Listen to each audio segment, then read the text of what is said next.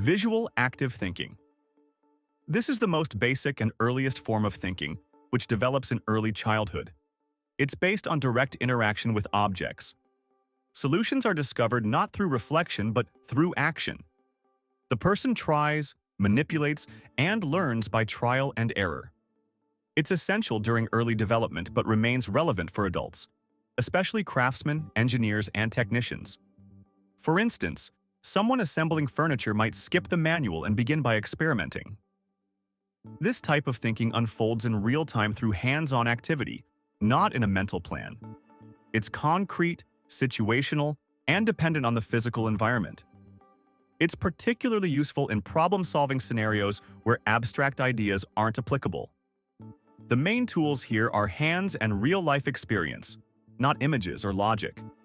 It connects physical interaction with cognitive growth and is fundamental for acquiring new skills and understanding through doing.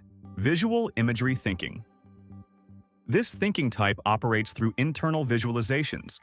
The person doesn't touch objects but mentally pictures them, imagining shapes, combining features, rotating them in the mind. It's typical among artists, designers, and architects. For example, someone redesigning a room may visualize its layout before making changes. Mental images often include spatial, color, and motion elements. Strong imagination and visual memory are key. This thinking helps in tasks requiring internal modeling, design, planning, and problem-solving without physical interaction. It's emotionally rich and connected with aesthetics and intuition. The challenge lies in translating imagined visuals into real-world results. Still, it's the source of many creative breakthroughs. Visual imagery thinking bridges perception and imagination, making it essential for innovation and expression in visually oriented fields. Abstract logical thinking. This is the most advanced and universal form of thinking. It's not based on images or actions, but on concepts, statements, and logical relationships. The person uses abstract categories like if, therefore, or exception. This type of thinking is essential in math, law, philosophy, and science.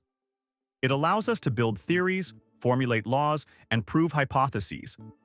Logic, precision, and sequential reasoning are key features. For example, solving a problem involves building a chain of reasoning, not picturing the situation.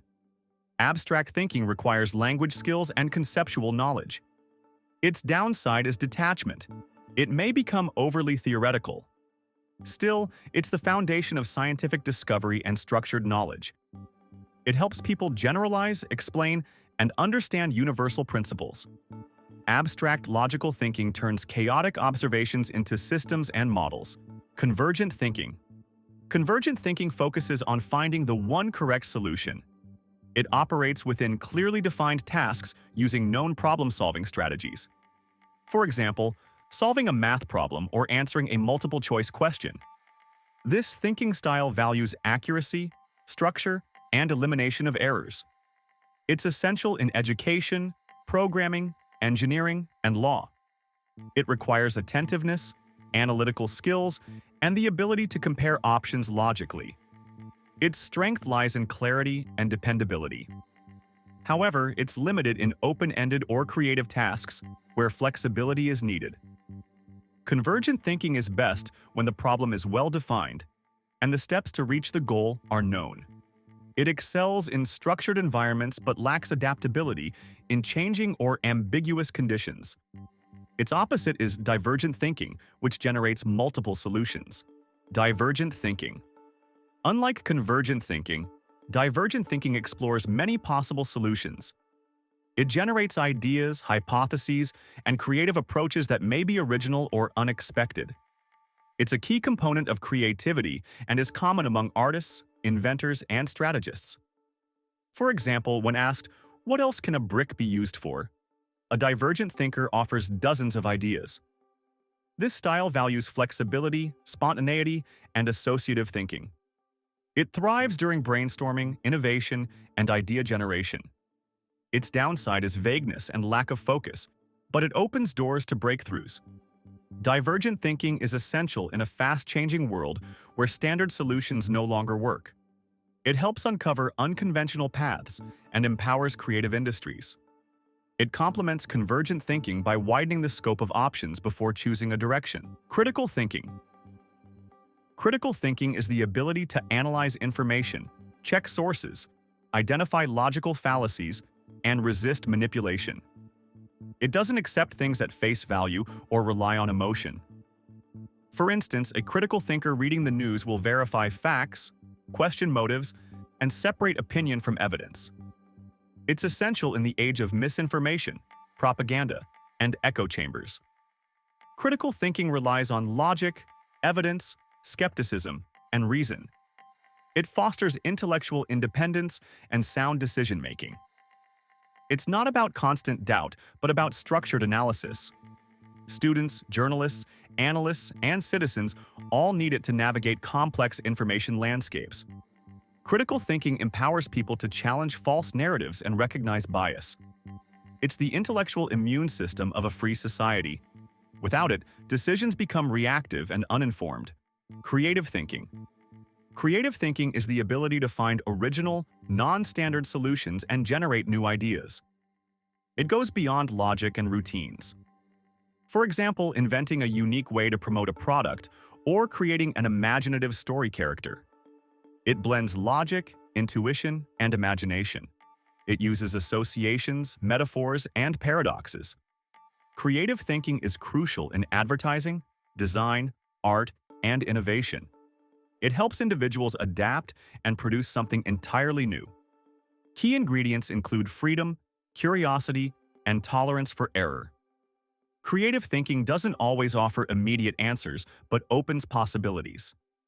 Creativity transforms challenges into opportunities and is a cornerstone of cultural and technological development. Intuitive thinking. Intuitive thinking delivers instant insight without conscious reasoning. The solution comes suddenly, often as a gut feeling or flash of understanding. It draws on deep, often unconscious experience and pattern recognition. For instance, an experienced doctor may sense a diagnosis with limited information. This thinking style is typical among experts, creatives, and strategists. It's invaluable in uncertain or time-sensitive situations. Its strength is speed, but its risk is inaccuracy. Intuition isn't magic.